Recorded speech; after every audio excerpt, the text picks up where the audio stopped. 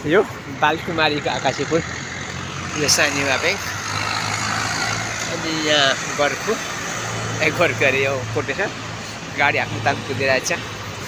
यहाँ नानीहरू आफ्नै तालमा फोटो खिचिरहेछन्, यहाँ गरिरहेछन्। यहाँ गोर्खुको आइफल अर्को पर उकालो कुदिरहेछ। ल है यस्तो छ यहाँ गोर्खुबाट यता आउँदा हो। ल यस्तो स्पिडमा कुद्दो रहेछ कि बाँसमा, आमा के भन्ने है। आएर छ हतारमा आफ्नो धुनमा मान्छे कुदिरहेको छ। म पनि मेरै धुनमा यहाँ कुदिरहेको छु है गाइस।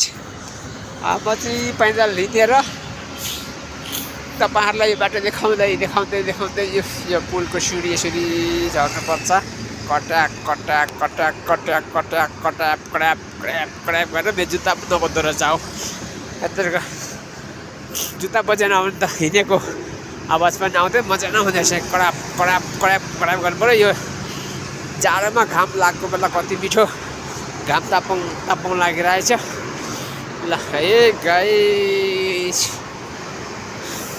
ल यो पुल पनि नागियो, यसरी गाडीहरू रहेछ है।